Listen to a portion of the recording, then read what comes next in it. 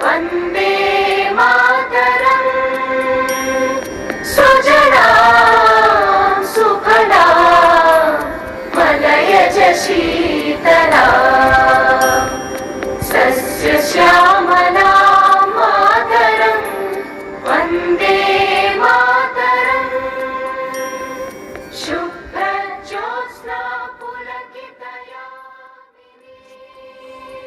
निर्भीक, निष्पक्ष, सच व असरदार, आपका सहयोग हमारा प्रयास।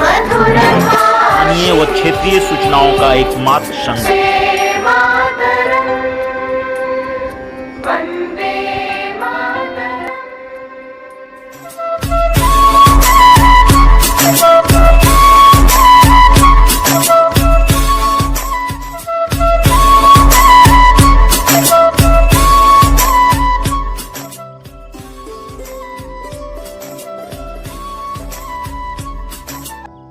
सीओ की तत्परता से चंद घंटों में ही यास पीड़ित खुड़ाहर पंचायत निवासी मुनिया देवी के आवेदन पर हुई कार्रवाई। क्षतिग्रस्त मकान क्षतिपूर्ति जल्दी ही होगा भुगतान।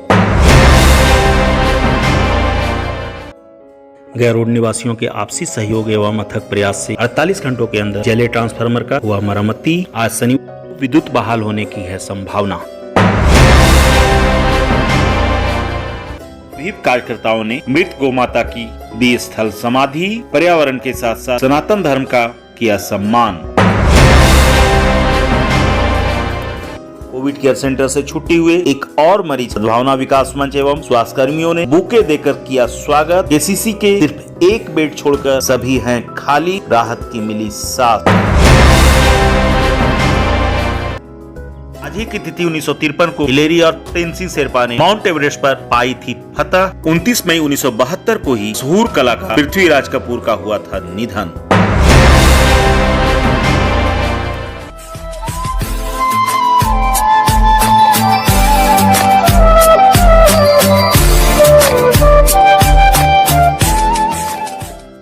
प्रखंड अंतर्गत खुड़ाहर पंचायत के मुनिया देवी पति प्रभु यादव का घर चक्रवातीय तूफान यास के प्रभाव से क्षतिग्रस्त हो गया। इसकी सूचना मिलते ही बरही सी अरविंद देवाशीष टोप्पो ने तत्परता दिखाते हुए तत्काल राजस्व कर्मचारी को घटना स्थल के लिए रवाना किया। सीओ के आदेश कर्मचारी के द्वारा तत्काल रिपोर्ट एवं डिटेल्स बनाकर अंचलाधिकारी को सुपुर्द किया गया। उक्त संबंध में जानकारी देते हुए सीओ ने बताया कि उक्त महिला की घर की आंशिक क्षति हुई है। क्षति के आधार पर क्षतिपूर्ति के आदेश निर्गत किए जा चुके हैं और जल्दी ही महिला को भुगतान कर दिया जाएगा। सीओ के द्वारा चंद घंटों के की गई कार्रवाई से लोगों में बड़ी प्रशासन के प्रति आस जगी है। विदित हो कि सीओ टोप्पो के द्वारा सभी जनप्रतिनिधि, ग्राम प्रधान, समाज सेवी एवं मीडिया कर्मियों से पूर्व में ही यास से हुए क्षति सूचना देने की अपील की गई है।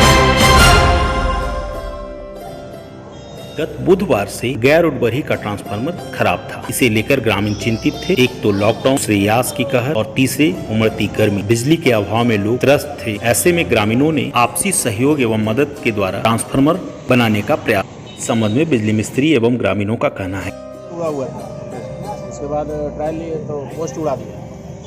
उड़ाने के बाद फिर अपना एजीओ को खबर दिए, जई खबर दिए। तो लोग बोला ठीक है, पानी मार रहा है, पानी के बाद न होगा। उसके बाद फिर फ़ोन किया तो बोला हाँ ठीक है, बोलो लोग को उतारेगा। तो बोले तो फिर दिया।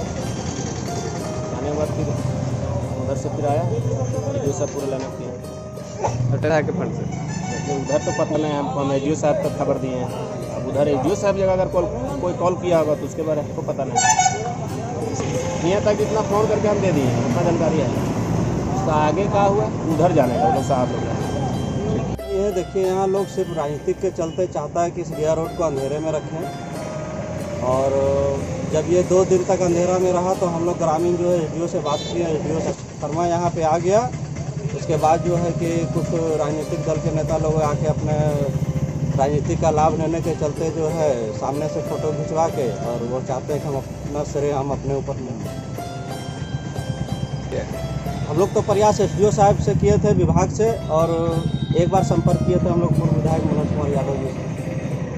और क्या आप लोग चंदा भी किए थे? जाता है ट्रांसफार्मर लाने के लिए गया, हेड्रा आया, ट्रांसफार्मर उतारा। इसके लिए हम लोग जो है सारा ग्रामीण जो है यहाँ पे सहयोग किया, जिससे जो चला वो सहयोग किया।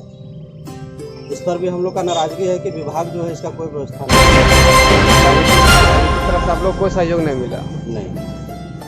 गुरुवार को चक्रवातीय तूफान यास के प्रभाव से हो रहे वर्षा एवं हवा से हजारीबाग रोड स्थित शिवाजी कॉलोनी में 440 वोल्ट की बिजली तार टूटकर गिर गई थी। इस कारण एक गाय का मौत हो गया था। गाय बरहीडी निवासी नरेश सिंह की थी। इसकी सूचना मिलने के बाद बरही विश्व हिंदू परिषद के प्रखंड अध्यक्ष नंद किशोर प्रसाद गुप्ता की अगुवाई में विहिप कार्यकर्ताओं ने सनातनी रिवाजों के आधार पर गौ माता की स्थल समाधि दी। विदित हो कि बरही में सभी लावारिस गौ माताओं का अंतिम संस्कार विश्व हिंदू परिषद के सदस्यों के द्वारा किया जा रहा है। इससे न केवल सनातन धर्म की रक्षा हो रही है बल्कि पर्यावरण का भी सुरक्षा का ध्यान रखा जा रहा है। इस कार्य में नंद किशोर गुप्ता, जिला सह मंत्री गुरुदेव गुप्ता, मंत्री कैलाश ठाकुर, प्रदीप केसरी, आरएसएस के सुनील सोनी, रिंकू कुमार और जेसीबी ऑपरेटर पप्पू साहुल शामिल थे।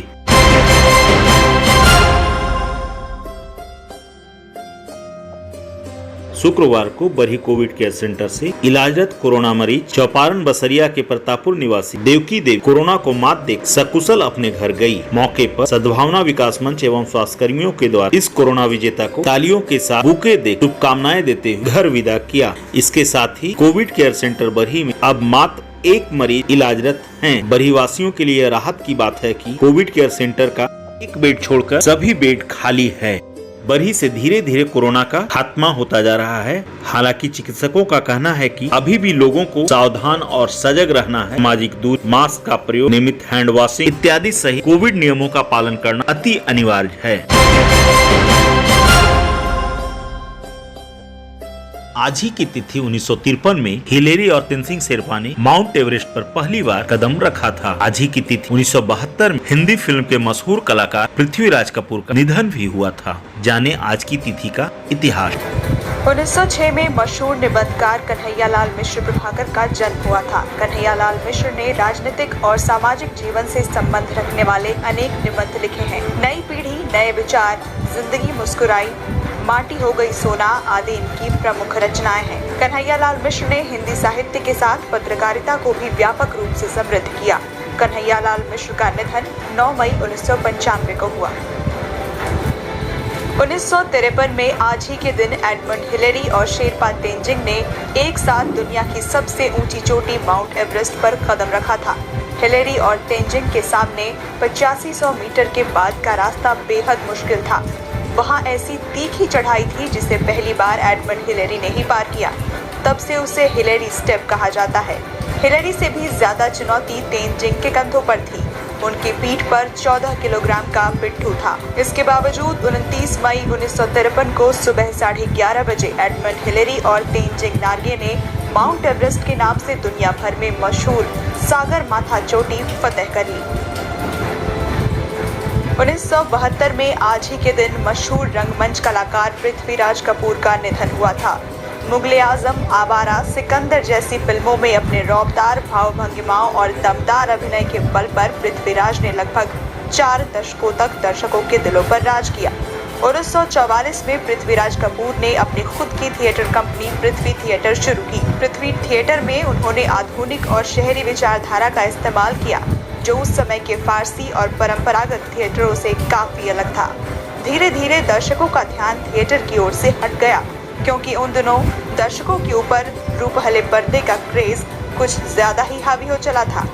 इनके द्वारा फिल्म मुगले आजम में निभाए अकबर के किरदार को आज भी याद किया जाता है। इन्हें दादा साहब फाल्के पुरस्कार और पद्म भूषण सम्मान से नवाजा गया।